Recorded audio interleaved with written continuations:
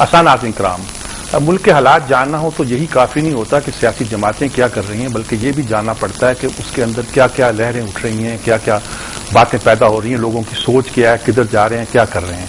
फिक्री जमातें मुल्क में कम हुआ करती हैं, जो सियासत भी करती हैं, बहुत सी करती हैं, मजहबी भी कहलाती हैं, लेकिन बहुत सी बातें ऐसी होती हैं जो उनको मुनफरद करती हैं। जमात इस्लामी उनमें से एक है, बल्कि कई लिहाज से वाहिद जमात है जिसे आलमी तहरीक इस्लामी कह लीजिए, पूरी दुनिया में जिसके असरात हैं और आज असरात जगह जगह नजर भी आ रहे हैं। आलमी अरब में इनकलाब आ रहा, कहते जी सारे तहरीक इस्लामी इस्लाम के ज़हन रखने वाले लोग आ रहे हैं, मगरब घबरा भी रहा है, उससे कंप्रोमाइज भी कर रहा है, बहुत सी बातें आ रही हैं। पाकिस्तान में जमात इस्लामी को सियासी जमात के तौर पर तो बहुत देखा जाता है, लेकिन इस लिहाज से कि उन्होंने क्या यहाँ फिक्री इनकलाब बर्पा किया जिसका आलमी सतह पर मुतालिया किया जाता है, और अब उस वक्त उसकी पोजीशन क्या है, क्या कर सकते हैं, इसको देखने की जहमत कम लोग गवारा करते हैं। आज हमने जहमत दी है सैयद मुनव्वर हसन साहब को, जो कि जमात इस्लामी के अमीर हैं, उनसे हम बहुत सी बातें सियासी भी करेंगे, लेकिन बुनियादी तौर पर यह बात करना चाहते हैं कि इस वक्त जो पूरी दुनिया में एक इनकलाब आ रहा है उसमें हमारी सूरत-ए-हाल क्या है, हमारा किरदार क्या है। अस्सलाम वालेकुम मुनव्वर साहब, कैसे हैं? सवाल तो मैंने स्टार्ट में ही आपसे किया है जी। हम ट्यूनिस में कहते हैं जी अल-नहज़ा वो आ गए, और वो तो नहदा कहते हैं, हम शायद अपने तलफ़ुज़ में उसको इस तरह कहते हैं, नहज़तुल ख़ुमैनी हम सुनते रहे। और मिस्र में डर रहा है उन लोगों को, मगरब वालों के अख़वान आ रहे हैं, लेकिन उनको साथ ये इत्मीनान भी है कि ये अब मॉडरेट लोग हैं, ये कोई अलकायदा किस्म के लोग नहीं हैं, बल्कि डिफरेंट है। पहले हमास आती थी या कोई और आती थी, तुर्की में इनकलाब आता था, फर्क आता था तो चीखते थे, अब वो चीखते नहीं हैं, कुछ फिक्री शायद कुछ कोई लगता है आपको कोई उसके असरात पाकिस्तान में भी जमात इस्लामी पर भी ये पूरे के साथ अपने आप को इंटेग्रेट करते हैं आप? मैंने स्टार्टिंग में गैर सियासी बहुत शुक्रिया। बिस्मिल्लाह रहमान रहीम। मेरा ख्याल है ये मौजू ऐसा है कि इस पर कुछ लिखा जाए, बोला जाए, इल्मी और फिक्री हवालों से इसका तज्जिया किया जाए, क्योंकि बिल्कुल हतमी और आखिरी मरहले में लोग नहीं पहुंच गए हैं। जो सफर उनका शुरू हुआ है उस सफर के अंदर ये एक निशान मंजिल है, खुद मंजिल इसको नहीं कहा जा सकता। अब आप देखिए ना, नहदा के हवाले से आपने जिक्र किया है, 90 सीटें हैं इनकी, जिसमें 42 खवातीन हैं। अच्छा, ठीक है। जबकि कुल पार्लियामेंट में 49 खवातीन है, जिसमें से 42 इनकी हैं। ठीक है। और इन्होंने इस बात को ज्यादा बड़े पैमाने पर लोगों तक पहुंचाया है कि आप कहते हैं कि औरतों के हवाले से इस्लाम हुकूक नहीं देता, सबसे ज्यादा तो हम देते हैं, हमारी तो 42 खवातीन।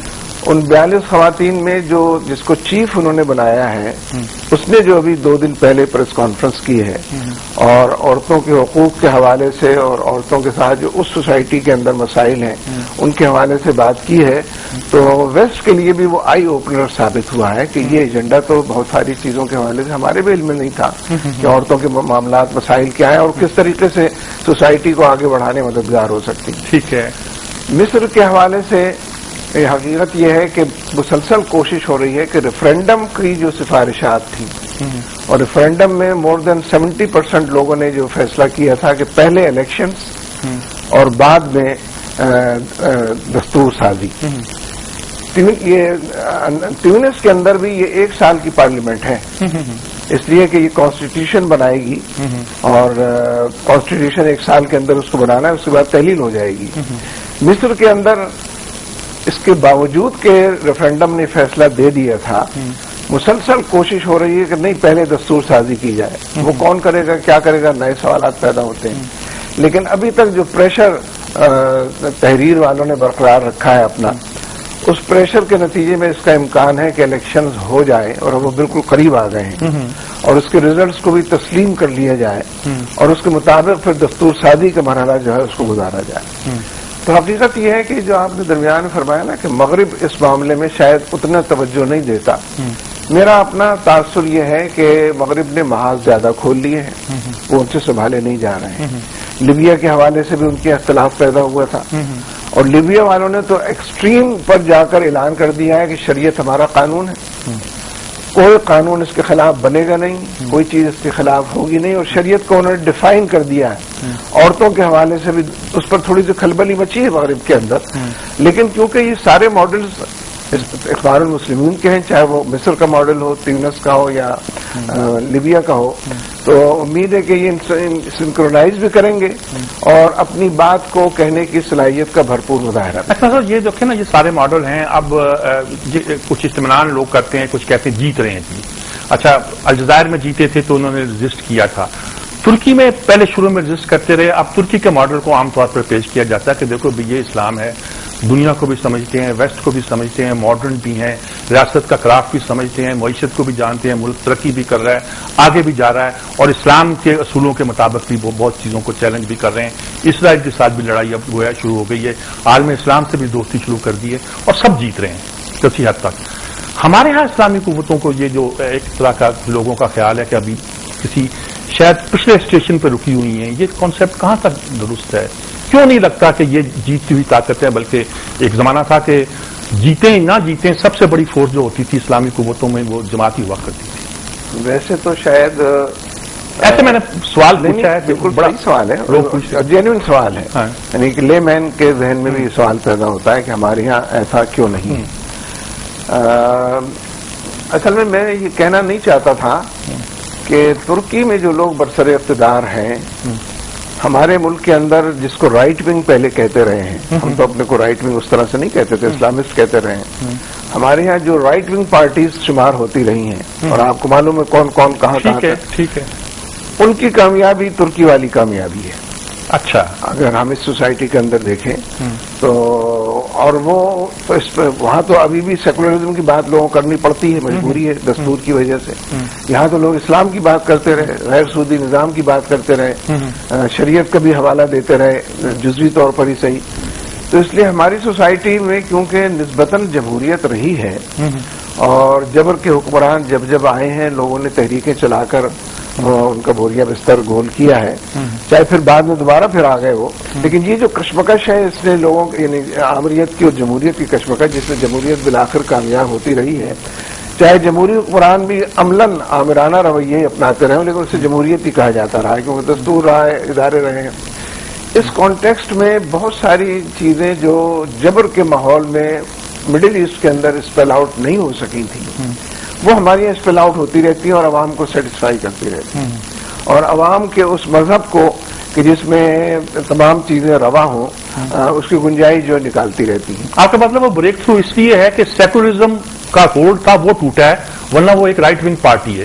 جینوئنلی شاید زیادہ آپ نے اس کو اختصار کے ساتھ بیان کر دیا، لیکن پیچھے پوری قوت تو ہے، سعید نورسی سے لے کر یہ فتح اللہ علیہ سارے جو لوگ جو تھے، اور نجم الدین اربکان، ساری قوت تو ہے جس نے یہ یہاں تک پہنچایا۔ لیکن دیکھیں نا، نجم الدین اربکان کی پارٹی کو تو ایک سیٹ بھی نہیں ملی ہے نا۔ ٹھیک ہے، اور ابھی نجم الدین اربکان کی پارٹی نے ترکی کے اندر تمام اسلامی تحریکوں کو انوائٹ کیا جو جینوئن جن کو سمجھتے ہیں اور جو زیادہ بڑی اور پرانی ہیں، اور وہاں ہم سب نے مل کر اس بات کو طے کیا کہ یہ اجلاس ہوتے رہنا چاہیے، سال میں 3 مرتبہ ہونا چاہیے، لیکن جو سرکاری پارٹی ہے اس کا کوئی عمل دخل اس کے اندر نہیں تھا، نہ انہوں نے ان کو انوائٹ کیا، نہ وہ شاید اس پوزیشن میں تھے کہ اس طرح کی کسی میٹنگ کے اندر شریک ہو سکے۔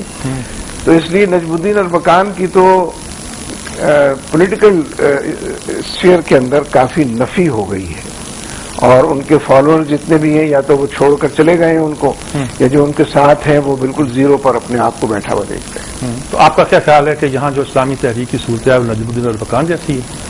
اردگان آئے ہوئے ہیں یہاں اردگان کی تو ابھی دخول نہیں ہوا ہے، اور ان کو آنے کی اجازت ابھی تک نہیں ملی ہے اردگان کو، تو وہ اگر آئیں گے تو پھر کوئی بات اربکان کے بارے میں ہو سکے گی۔ اچھا ٹھیک ہے، اچھا آپ کیا محسوس کرتے ہیں کہ یہاں جتنی قوتیں اس وقت آپریٹ کر رہی ہیں پاکستان میں، اس میں کوئی گنجائش ہے کہ اس اسلامی ذہن رکھنے والی قوتوں کو، پہلے آپ نے سب سے ایم این اے بنائی، کیا نام تھا اس کا، ایم ایم اے بنائی، پی این اے سب بنائی، اب کیا صورت آپ سمجھتے ہیں کہ آنے والی سیاست میں؟ ویسے تو یہ شاید سب سے اہم سوال ہے، اور میں سمجھتا ہوں کہ ایک بہت بڑے پیمانے پر اسلامی تشخص کے حوالے سے بہت ساری چیزیں ایٹ ورک اس وقت موجود ہیں۔ آپ جماعت الدعوہ کا نام لے سکتے ہیں، آپ تنظیم اسلامی کا نام لے سکتے ہیں، جو الیکٹورل پالیٹکس میں نہیں ہے اور پاور پالیٹکس سے وہ گریز کرتے ہیں، لیکن فالوئنگ ان کی بڑھ رہی ہے، اور فالوئنگ زندگی کے تمام دائروں میں ان کی بڑھ رہی ہے۔ اسی طریقے سے دیوبندی مکتبہ فکر جو ہے، سیاست کے اندر اس کا رول یہ ٹھیک ہے کہ مولانا فضل الرحمان اس کو اسپیئر ہیڈ کرتے ہیں، لیکن سیاست کے اندر دیوبندی پالیٹکس کا رول تو بڑھتا جا رہا ہے، اور اس کی وجوہ اور اسباب وہ سیاسی لیڈرشپ نہیں ہے جو مولانا کی شکل میں ہے، بلکہ اصلاً ان کی مسجدیں، ان کے مدرسے اور ان کا تمام ایشوز کے اوپر جو موقف آتا رہا ہے، یہ موقف ایک تو یعنی اس وقت میرا خیال ہے سینکڑوں دینی رسائل نکل رہے ہیں جو مختلف مسجدوں کو ریپرزینٹ کرتے ہیں، مدرسوں کو ریپرزینٹ کرتے ہیں، اور بعض جگہ تنظیموں کا نام بھی لیتے ہیں۔ یہ سارے رسائل جو ہیں تمام ایشوز کو ریپرزینٹ کرتے ہیں، اس پر اپنا موقف بیان کرتے ہیں، اس حوالے سے لوگوں کے اندر ایک جوش و جذبہ پیدا کرتے ہیں۔ اسی لیے آپ دیکھیں کہ ناموس رسالت کے حوالے سے بھی ایک سے زیادہ پلیٹ فارم اس وقت موجود ہے، اور ہر پلیٹ فارم پر کم از کم 1 درجن ورنہ اس سے زیادہ تنظیمیں موجود ہیں جو کاغذی نہیں ہیں بلکہ جن کی ایک فالوئنگ ہے۔ تو مجھے تو مستقبل قریب میں پاکستان کے نقشے میں شریعت کے حوالے سے یا اسلامی نظام کے حوالے سے یا عدل و انصاف کے نظام کے حوالے سے ایک بڑی پیش رفت نظر آتی ہے، اور میرا خیال یہ ہے کہ یہ لوگ سنتھسائز بھی جتنی آسانی سے اب یہ درجنوں لوگ جمع ہو جاتے ہیں، درجنوں تنظیمیں، اور جتنے ڈسپلن کے ساتھ یہ میدان کے اندر، فیلڈ کے اندر اپنا ڈسپلے کرتے ہیں، وہ اس بات کی نشاندہی کرتا ہے کہ آنے والے دنوں کے اندر یہ سنکرونائز بھی ہوں گے، منیمم ایجنڈے پر جمع بھی ہوں گے۔ ان کی انڈرسٹینڈنگ پہلے کے مقابلے میں بہت زیادہ ہو گئی ہے، دیوبندی، بریلوی اور اہل حدیث کے درمیان بھی، باقی دینی تنظیموں کے درمیان بھی بہت زیادہ انڈرسٹینڈنگ ہے جو پہلے، اور اب ان سب کے اندر یہ احساس ہے کہ جو ہمارا اصل دین کا ایجنڈا ہے اس کو ہم چھوٹے چھوٹے اسپلنٹر گروپس ریپرزینٹ کرتے ہیں۔ ہم کو کوئی ایسے پلیٹ فارم بنا لینا چاہیے کہ جو جینوئنلی پاکستان کے جو مفادات ہیں، جو نظریہ پاکستان ہے، جو یہاں کے بسنے والے لوگوں کے خیالات ہیں، ان کو ہم صحیح معنوں میں ریفلیکٹ۔ آپ کا مطلب ہے کہ آپ MMA کا ماڈل دیکھتے ہیں، مذہبی جماعتوں کا اکٹھا ہونا، PNA کا ماڈل نہیں دیکھتے، سیاسی جماعتوں کا اکٹھا ہونا؟ MMA کا ماڈل بھی ذرا کمتر درجے کی چیز ہوگی۔ میرے خیال میں بنیادی طور پر ایک انقلابی رویوں کا ماڈل آتا نظر آتا ہے، اور اس کے اندر بہت سے لوگوں کو اپنے رویے تبدیل کرنے پڑیں گے، اور بہت سے لوگ اپنے رویوں کے ساتھ اس میں ایکسیپٹیبل ہوں گے۔ موجودہ سیاسی جماعتوں میں لگتا ہے کہ کوئی اس بڑے انقلابی رویے میں کوئی دینی اور طور پر، میرا خیال ہے، لیٹ اس بی فرینک، ہم فرینک کی بات کر رہے ہیں کہ میرا خیال ہے کہ عمران خان بھی اس کے اندر جگہ پالے گا۔ اچھا، دیکھیے عمران خان نام اسلام اور شریعت کا شاید نہ لیتا ہو یا کم لیتا ہو، اس کے باوجود کہ اس نے سب سے پہلے اسٹیج پر آ کر مغرب کی نماز ہی ادا کی جو نیوز بن گئی ہے۔ میرے نماز کا ادا کرنا جو نیوز نہیں ہے، ٹھیک ہے، بلکہ اگر نہ ادا کروں خدا نخواستہ، اور یقیناً وہ منافقت سے یہ کام نہیں کرتا۔ تو عمران خان جو باتیں کہہ رہا ہے، کر رہا ہے، جو چاہتا ہے، ہم بہت قریب سے اس کو دیکھ رہے ہیں اور ہمارے بڑے پارلیز ہوئے ہیں۔ وہ بنیادی میرا خیال ہے بڑے جلسے کے بعد بھی شاید ایک میٹنگ جی جانے سے درمیان رات کو ہوئی ہے۔ ہاں، یعنی یہ کہ وہ جو اسلامی تصورات ہیں ان کو اپنے الفاظ میں اسلام کا نام لیے بغیر بیان کر رہا ہے، جس کرپشن کے خلاف وہ بات کرتا ہے اور اس میں بہت دور تک چلا جاتا ہے۔ اردگان، عمران خان، میں نے کہا اردگان آ رہا ہے۔ یعنی یہ میں بات کر رہا ہوں کہ اس کے لیے بھی گنجائش ان لوگوں کے اندر پیدا ہوگی، اور اس کے اندر بھی ان لوگوں کے لیے گنجائش پیدا ہوگی۔ جو آپ نے بات کی نا، دیکھیے یہ جو ہماری میٹنگ تھی جلسے والے دن، یہ اصلاً تو بہت پہلے سے پلان تھی، اور اوریجنلی یہ ایک دن پہلے 29 تاریخ کو تھی، اور وہ اس سلسلے کی ایک کڑی تھی جو ہمارے اور ان کے درمیان پارلی مذاکرات، معاملات چلتے رہے ہیں۔ لیکن کیونکہ وہ ان کی اسلام آباد سے اور پشاور سے واپسی میں دیر ہو رہی تھی، تو ہم چاہتے تھے کہ کوئی انسرٹنٹی نہ ہو، ہمارے بھی لوگوں کو دور سے آنا تھا۔ 5-6 افراد میرے ساتھ شریک تھے میٹنگ میں، ان کی بھی ٹیم موجود تھی، اور حالانکہ جلسے سے واپس آنے کے بعد جلسہ ہی کافی موضوع تھا گفتگو کا، لیکن میرا خیال ہے ہم نے چند منٹ جلسے کے اوپر بات کی ہے۔ باقی تو جو ملک کے حوالے سے مستقبل کا نقشہ ہو سکتا ہے اور ہم دونوں کو جو کنٹریبیوٹ کرنا چاہیے اس حوالے سے بات ہوئی، اور کوئی مل جل کر ایک میٹنگ پوائنٹ تلاش کریں، ایک ورکنگ پیپر بنائیں، ان کے تھنک ٹینکس بھی اس پر کام کریں، ہمارے بھی کام کریں، اس پر بات ہوئی۔ تو مجھے یہ پہلو بھی اچھا لگا، ورنہ مجھے لگ رہا تھا کہ اس وقت کی میٹنگ جو ہے زیادہ فروٹفل نہیں ہوگی، کیونکہ ہم مبارکباد دیں گے، جفیاں پائیں گے، مٹھائی کھائیں گے، خود ہی آپس میں بیٹھ کے نعرے لگائیں گے اور وقت ختم ہو جائے گا، لیکن ایسا نہیں ہوا۔ اور یہ بہت پازیٹو سائن ہے کہ جو لوگ ملک کو لیڈ کرنا چاہتے ہیں وہ ملک کے حوالے سے ہی ہمیشہ سوچیں، اور ہر طرح کے حالات میں اس کو اس کی نیا کو مجھدھار سے نکالنے کی کوشش کریں. اچھا، ایک تو مذہبی جماعتوں کا اتحاد، ایک آپ عمران خان کے بارے میں سوچ رہے ہیں کہ وہ اسلامی انقلاب جو پوری دنیا، انقلاب کہہ لیجیے یا بیداری کی لہر کہہ لیجیے، انقلاب ذرا بڑا لفظ ہو جاتا ہے اور اپنی کانوٹیشن میں پتہ نہیں کیا کیا باتیں لے آتا ہے. تو یہ جو بیداری پیدا ہو رہی ہے، اس میں عمران کوئی اور بھی ہیں اس وقت جن میں سے گنجائش یا پارٹی کی نہیں یا پارٹی کے اندر لوگوں میں گنجائش نظر آتی ہو کہ جو بڑا رول ہے جماعت کا ان تمام قوتوں کو اکٹھا کرنا ہی ہے نا جی، کو موجود ہے؟ میرا خیال ہے کہ ذرا قبل از وقت ہوگا میرا اس پہ لاؤٹ کرنا، کیونکہ وہ میرا ایک ذاتی خیال ہو سکتا ہے، انالیسس ہو سکتا ہے، بعض لوگوں سے انٹریکشن کے نتیجے میں ایک رائے ہو سکتی ہے، لیکن ہو سکتا ہے کہ ابھی کوئی اس کو پسند نہ کرے کہ میں اس طرح کی مجلس میں یا اس طرح کے فورم پر کسی کا نام لے کر کوئی بات کروں، تو شاید کسی اور کا نام لینا تو اس وقت مناسب نہیں ہوگا. لیکن کم از کم آپ کی نظر میں ہے کہ کچھ لوگ یہ کام کر سکتے ہیں؟ دیکھیے، میں دنیا داری کی بات کروں، یہ جو کرپشن ہے یہ مسئلہ صرف دین کا تو نہیں ہے نا. ٹھیک ہے، ٹھیک ہے. یہ جو لوگوں کو کہا جاتا ہے کہ آپ غریب نہیں ہیں، آپ کو غریب بنا دیا گیا ہے، آپ کو وسائل موجود ہیں.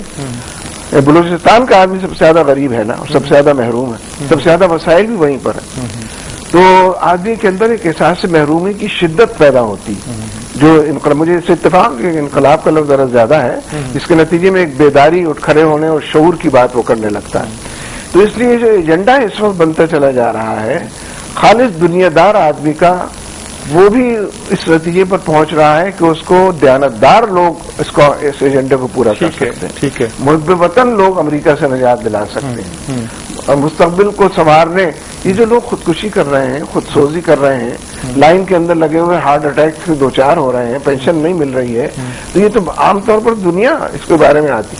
ان تمام لوگوں کے اندر جو ریئیکشن ہے وہ ریئیکشن یہاں تک بھی پہنچ رہا ہے کہ جن لوگوں کو ہم نے پچھلے 4-5 مرتبہ ووٹ دیا ہے ان تمام لوگوں نے ووٹ لے کر مہنگائی دی ہے، ہم کو بے روزگاری دی ہے، لاقانونیت دی ہے، پینشن تک ہماری روک لی ہے، چھین لی ہے. آج تو ایک واضح علامت لوڈ شیڈنگ بھی نظر آتی ہے اسی کرپشن کی اور سب چیزوں کی. تو اس لیے یہ جو دنیاوی ایجنڈا جس کو لوگ کہتے تھے یہ بھی اب دینی ایجنڈا بن گیا ہے، اور دیندار لوگوں سے ہی لوگوں کو یہ توقع ہو رہی ہے کہ یہ کچھ امانت دیانت برتیں گے اور غلط فیصلے نہیں کریں گے تو ہماری قسمت بن جائے گی اور حالات سدھر جائیں گے. تو یہ ایک تبدیلی ہے سوسائٹی کے اندر جو آ رہی ہے. اچھا، یہ ہم عرب بیداری کی بات کر رہے ہیں، اب تو دنیا بھر میں آ رہی ہے سرمایہ دارانہ نظام کے خلاف. آپ سے میں نے سنا مولانا مودودی کا مشہور فقرہ، سب لوگ کہا کرتے تھے اس وقت، مجھے یاد ہے کہ 15 سال پہلے آپ نے یہ فقرہ کہا تھا، کوٹ کیا تھا مولانا کو، تو عجیب لگتا تھا کہ ماسکو میں سوشلزم کو مرتا ہوا دیکھ رہا ہوں اور نیو یارک میں سرمایہ داری دم توڑ رہی ہے. اب یہ جو انقلاب ہے یہ بھی کچھ کنٹریبیوٹ کرے گا آپ کی پوری اس موومنٹ میں؟ ویسے تو یہ خود ایک موضوع ہے تفصیلی گفتگو کا. دیکھیے، سوشلزم نے بڑی خدمت کی ہے دنیا کی. ٹھیک ہے. یہ جو کمیونزم سوشلزم کا گلگلہ بلند ہوا ہے، اور یہ جو کارل مارکس نے، ویسے تو اس نے لندن میں دیکھا تھا انقلاب. جی جی جی. وہ تو کہتا تھا کہ لندن کے حالات ایسے ہیں کہ وہاں انقلاب آ جائے گا، انڈسٹریل ریولیوشن اور فلاں، کچھ نہیں ہوا وہ تو. لیکن سوشلزم کے خوف کی وجہ سے مغرب کے سرمایہ دارانہ نظام نے اپنے اندر کریکشنز کی. ٹھیک. پہلے تو ڈیوٹی آورز مقرر نہیں تھے، اوور ٹائم نہیں تھا، بونس نہیں ہوا کرتا تھا، سال کے اندر کوئی اور سہولتیں نہیں ملتی تھیں، چھٹیوں کا کوئی نظام نہیں تھا، بیماری اور وہ لیو کے حوالے سے کوئی چیز نہیں تھی، کوئی مر جائے جی جائے، کوئی بچوں کا بینیفٹ. سرمایہ دارانہ نظام نے یہ ساری اصلاحات اپنے اندر قبول کی ہیں سوشلزم کی وجہ سے، اور اس کے اٹھنے کی وجہ سے، اس کی تحریک کی وجہ سے، اور اس کے خوف کی وجہ سے. اور پھر سوشلزم اور اس کی تحریکوں نے دباؤ ڈالا ان کے اوپر کہ مزید یہ بھی کریں اور مزید یہ بھی کریں اور 8 گھنٹے بھی زیادہ ہیں اور فلاں چیز. اور پھر یہ جو بڑے افسر ہوتے تھے اور جن کا مزدور کے رابطے کی کوئی شکل ہی نہیں تھی وہ بھی چیزیں کریں. لیکن پھر کسی ایک جگہ پر معاملہ ایک تو جا کر رکنا تھا، رکا، کیونکہ سوشلزم میں خود کرپشن پیدا ہو گئی، سوشلزم خود اپنے آپ کو بھول گیا. ٹھیک ہے. لیکن پھر اس کے بعد جب سوشلزم کا ڈاؤن فال ہوا ہے اور بڑے پیمانے پر ہوا ہے، یعنی ایسا ہی نہیں ہوا کہ روس کو شکست ہوئی، سوشلزم کو شکست ہو گئی باقاعدہ، پوری یورپ کے اندر شکست. تو اس کے نتیجے میں مغرب کے سرمایہ دارانہ نظام کو پھر موقع مل گیا لوگوں کو لوٹنے کا اور ان کو غلام بنانے کا اور ان کے اپنے پنجے استبداد کے اندر جمع. یعنی اقبال نے اس کے خلاف بہت بات کی مغرب کے سرمایہ دارانہ نظام کے خلاف. اور پھر مولانا مودودی نے اس کو ایک دوسری نہج دی ہے، شکل دی ہے. اکبر الہ آبادی اس حوالے سے تہذیبی بندھن پر بہت بات کرتے رہے. تو میں یہ سمجھتا ہوں کہ سرمایہ دارانہ نظام نے اپنے آپ کو اثر نو جو دوبارہ سرمایہ دارانہ نظام کی طرف ڈھالا تھا، اس کے خلاف یہ جو G8 کے اجتماعات ہوتے تھے، کبھی امریکہ میں کبھی یورپ میں، لاکھوں لوگ کئی کئی دن پہلے آ کر مظاہرہ کیا کرتے تھے، سڑکوں پر جمع ہو کر وہ بات کہتے تھے جو میں اور آپ پاکستان میں کہتے ہیں کہ سرمایہ دارانہ نظام نے غریب کی غربت میں اضافہ کیا ہے. گیا دور سرمایہ داری گیا، تماشا دکھا کے بداری گیا، اور ہے تلخ بہت بندہ مزدور کے اوقات، یہ ساری چیزیں. لہذا اس نے کب ڈوبے گا سرمایہ پرستی کا سفینہ.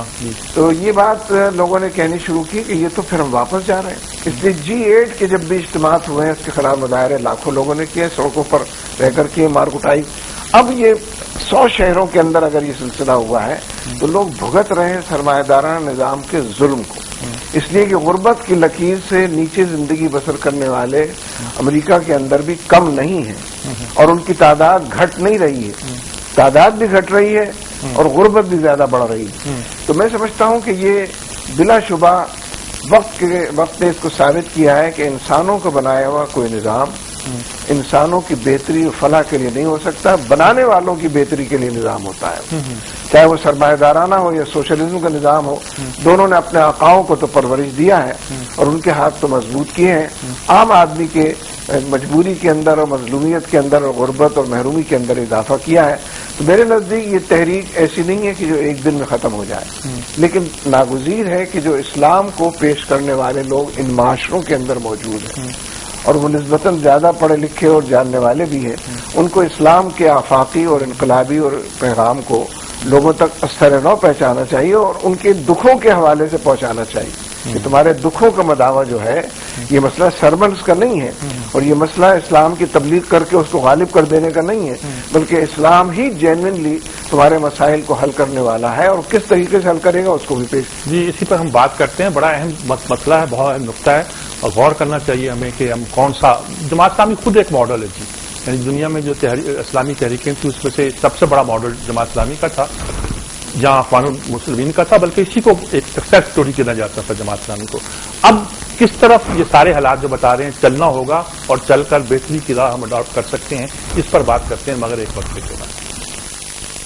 جی ناظرین کرام، ہم گفتگو کر رہے ہیں سید منور حسن امیر جماعت اسلامی پاکستان سے، اور سوال تو میں نے کر ہی دیا منور صاحب آپ سے، اور یہی سوال ہے کہ ماڈل تو خود جماعت اسلامی ہے جس کو دنیا میں کوٹ بھی کیا جاتا ہے، لیکن جو پوری بیداری کی تحریک ہے اس میں آپ کیا سمجھتے ہیں کہ آپ کو، ایک تو آپ نے درست کہا کہ دینی جماعتوں کو اکٹھا ہوتا دیکھ رہے ہیں، درست کہا کہ عام وہ طبقہ جس کو ہم غیر دینی تو نہیں کہتے، وہ طبقہ جو کہ سیاسی میدان میں ہے، ان میں بہت سے لوگوں کے اس بیداری کی تحریک میں مثلا عمران کا نام لیا. اب آپ اپنے لیے کیا ماڈل تجویز کرتے ہیں کہ آپ کیا کرنا چاہیے، خاص طور پر کیا راستہ اختیار کریں؟ لوگ کہتے ہیں جی مہاتیر محمد، لوگ کہتے ہیں جی ترکی کا ماڈل اڈاپٹ کرو، کوئی پہلے جزائر کا آپ کو کہا کرتا تھا، کوئی کہتے ہیں اخوان دیکھیں انہوں نے آپ کو کیسے اپنے آپ کو بدلا ہے. اب وہ آپ خاص طور پہ طالبان اور القاعدہ کے حوالے سے کہتے ہیں کہ آپ سب لوگ اپنے آپ کو ذرا الگ کرتے ہیں، آپ لوگ اس طرح الگ نہیں کر پاتے، یا کوئی سوچ کیا لگتا کیا ہے؟ یہ اصل میں ایک کنفیوژن ہے اور اس کنفیوژن کو دور کرنا بھی ضروری ہے، اور کچھ سوالات کا مجموعہ ہے جن کا بیک وقت لوگ جواب چاہتے ہیں. ہمارے ملک کے اندر الیکٹورل پالیٹکس جو ہے، اس الیکٹورل پالیٹکس نے جو کچھ ڈیلیور کیا ہے وہ سب کے سامنے ہے. یعنی سب سے اچھا جو ڈیلیورنس تھا وہ تو پیپلز پارٹی کا تھا 1970 کے الیکشنز کے حوالے سے، جی جی کہ بھئی اب معاملات سب ٹھیک ہو جائیں گے، جاگیردارانہ وڈیرہ شاہی کا نظام ختم ہو جائے گا، اور کمی اور کسان وغیرہ جو ہے یہ سب گین کریں گے اور مزدور کی بنائے گی. لیکن سب کو معلوم ہے کہ بھٹو صاحب پر بھی اتنے پریشرز ہوئے کہ اس کے نتیجے میں وہ دوبارہ جاگیرداروں کی طرف چلے گئے، اور سب سے پہلے انہوں نے نجاتی لیفٹ ونگ کے جو لوگ ان کی پارٹی میں آ گئے تھے سب سے پہلے ان سے نجات پانے کی کوشش کی. اور جن لوگوں کے بارے میں کہا جاتا تھا کہ وہ بھٹو کی پشتیبانی کر رہے تھے اور اصل میں وہی لوگ الیکشن جتوا کر لائے تھے قادیانی حضرات، ان کو اقلیت قرار دینا پڑا بھٹو کو، کہ اس کے بغیر اس کا جیون محال ہو گیا تھا. ادروائز تو جو الیکشنز ہوئے ہیں وہ جزوی انتخابی نتائج کے حوالے سے اپنا قصہ اور کہانی بیان کرتے ہیں، لیکن یہ 70 کا الیکشن جو تھا ایک طرف مجیب کے حوالے سے، دوسری طرف لیکن وقت نے ثابت تو کیا نا، جو بات کہی جاتی تھی انتخابی مہم میں کہ نہ مجیب ڈیلیور کرے گا نہ بھٹو ڈیلیور کرے گا. اور میں اس کی داد دیتا ہوں ذوالفقار علی بھٹو کو کہ آج بھی پیپلز پارٹی کا اگر ووٹ بینک بڑی حد تک انٹیکٹ ہے تو it is because of Bhutto. اس نے جو لوگوں کے اندر ایک احساس شرکت پیدا کیا اور کمی کمار کو اٹھا کر بلند کر دیا. مجھے یاد ہے پرانی ایک بحث تھی، میں اندرون سندھ گیا ہوا تھا کئی سال پہلے کی، میں نے لوگوں سے کہا کہ آپ کو دیا تو کچھ نہیں اس نے، روٹی کپڑا مکان کی بات. تو اکٹھے 4-5 آوازیں اٹھی، ان کا تھا ہمارا نام تو لیا تھا نا. یہ بہت بڑی بات ہے جس کا ریئلائز نہیں کرتے لوگ کہ جن کا کوئی نام ہی نہیں لیتا، بے نام لوگ ہیں جو نیچے بیٹھتے ہیں اور ہم اوپر بیٹھتے ہیں چارپائیوں کے اوپر. اس نے انہیں چارپائیوں پر بٹھا دیا جس کی وجہ سے وہ ووٹ بینک انٹیکٹ. لیکن الیکٹورل پالیٹکس نے معاملات اور مسائل میں انسانوں کا کوئی مسئلہ حل کیا. میں کسی کا نام نہیں لیتا، جو بھی الیکٹ ہوتے رہے ہیں. اب آپ دیکھیے اس وقت کم از کم پنجاب میں مجھے اس پہ حیرت ہوتی ہے کہ پنجاب کے چیف منسٹر کو جلسہ کرنا پڑ رہا ہے.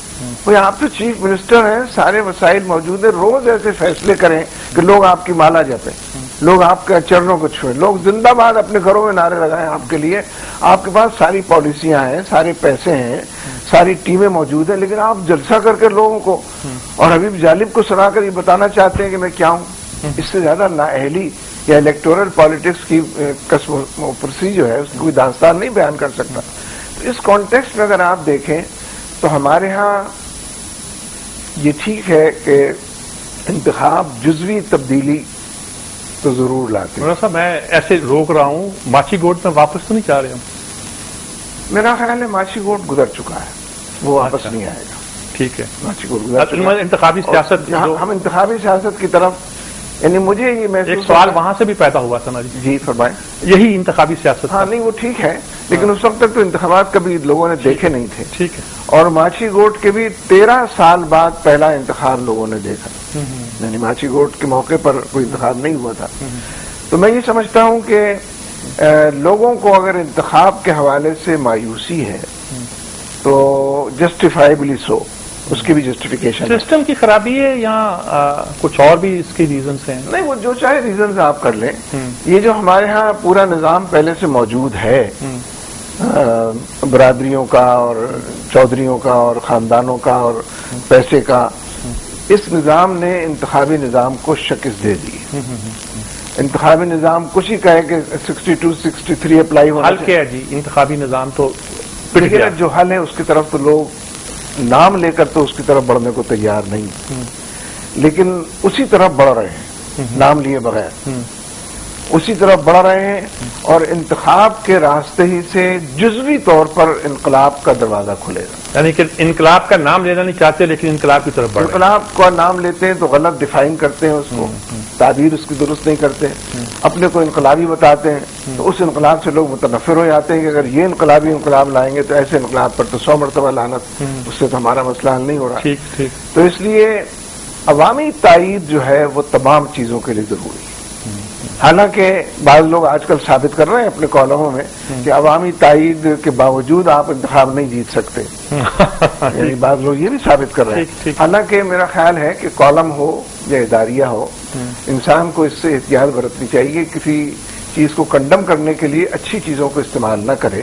اس لیے کہ عوامی تائید تو ایک پازیٹو فینومینا ہے، ٹھیک ہے، اس کو ہمیشہ تعریف و تحسین کرنی چاہیے. اور اگر عوام جذباتی طور پر میرے آپ کے ساتھ ہو گئے ہیں تو ان کی تربیت کرنی چاہیے. آپ کا مطلب ہے کہ عوامی تائید کو آپ سب سے بڑا، آپ جہاں بیداری کو آپ اس کو سب سے بڑا اپنا ہتھیار سمجھتے ہیں، چینج کا، تبدیلی کا، کہہ لیجیے، انقلاب نہ کہیے گا احتیاطاً. اسی لیے یہ جو یوتھ کی بات ہوتی ہے نا، ٹھیک ہے، یہ بھی جسٹیفائیڈ ہے، کیونکہ فلسفہ اور فکر اور تجربہ اور دانائی، اس کے لیے تو عمر درکار ہوتی ہے.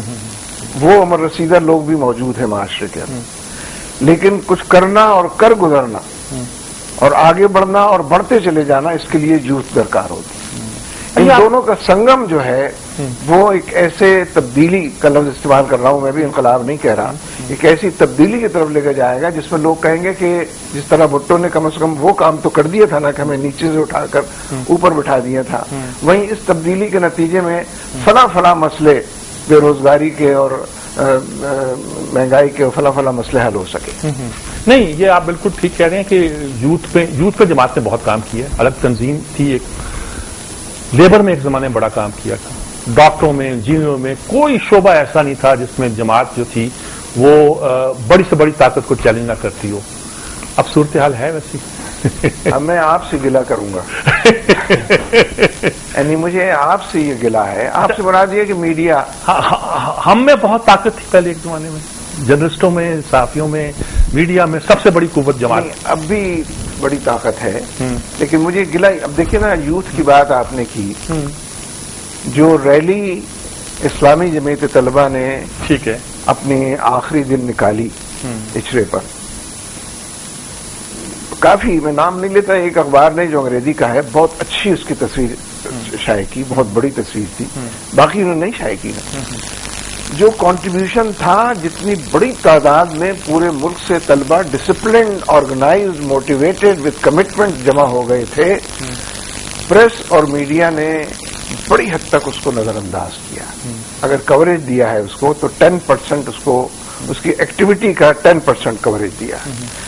تو میں سمجھتا ہوں کہ یہ اتفاقی اور حادثاتی طور پر یہ واقعہ ظہور پذیر نہیں۔ کیا بات ہے کہ یہ سارا میڈیا بھی ایک زمانے میں مطلب آپ کے بہت شکایت کرتے تھے دوسرے لوگ، لیبر میں آپ کا بہت تھا، ڈاکٹروں میں، میں جیسے سب نام بنا رہا ہوں، اس طرح ہے نظر نہیں آ رہا۔ نہیں، یہ میڈیا جو ہے اصل میں آپ بھی ٹول ہے نا، ظاہر ہے آپ کا تو میڈیا نہیں ہے، یعنی میرا پرسپشن ہو سکتا ہے کہ میڈیا جو ہے آپ کے ہاتھ میں ہے، لیکن مجھے یہ بات معلوم ہونی چاہیے اور ہے کسی درجے میں کہ میڈیا آپ نہیں ہے، آپ تو خود ایک ملازم پیشہ کی حیثیت سے کچھ چیزیں کرتے ہیں، کچھ جزوی طور پر فٹ نوٹس میں آپ بھی کچھ چیزیں شامل کر سکتے ہوں گے، لیکن ٹیکسٹ کے اندر تو کچھ پالیسیاں، کچھ رویے جو اوپر سے تشکیل پاتے ہیں، ترتیب پاتے ہیں، اس کی پرائرٹیز انہیں کو آپ ریپرزینٹ کرتے ہیں۔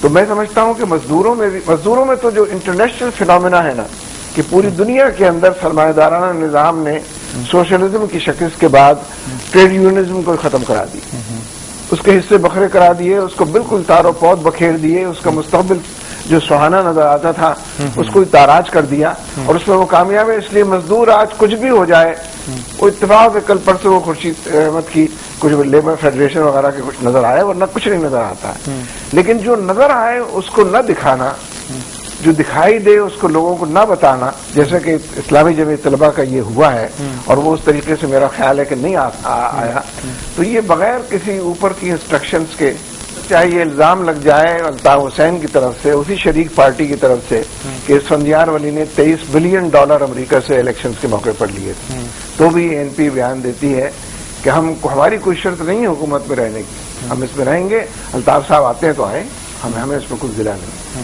یہ 5 پارٹیاں تو ہینڈ ان گلوز ہو گئی ہیں، دانت کاٹی کی ان کے درمیان رفاقت بن گئی ہے، کسی خوف کی وجہ سے ہو یا کسی ڈالر کی بارش کی وجہ سے ہو، that is beside the point.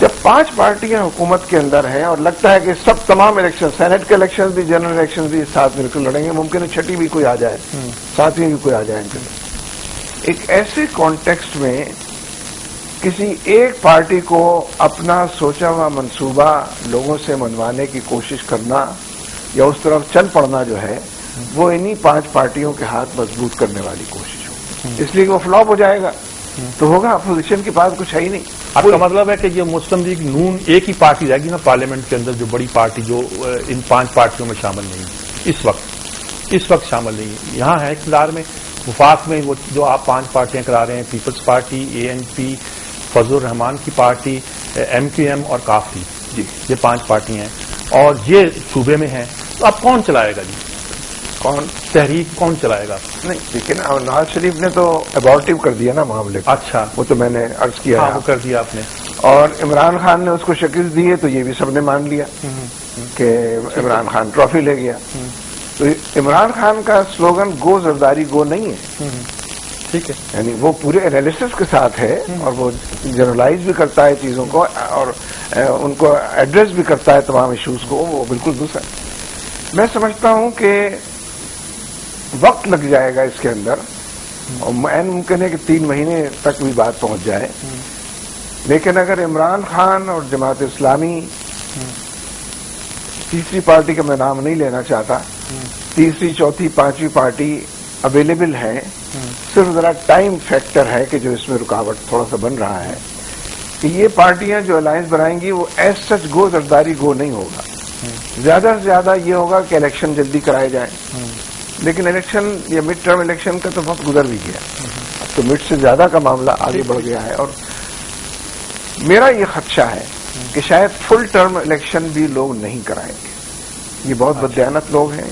اچھا، یہ امریکہ کے پریشر کی وجہ سے اور امریکہ کو ڈیلیور کرانے کی یقین دہانی کی وجہ سے اس سے سہولت حاصل کریں گے، ملک کے اندر ایسے حالات پیدا کریں گے کہ الیکشن نہیں ہو سکتے حالات.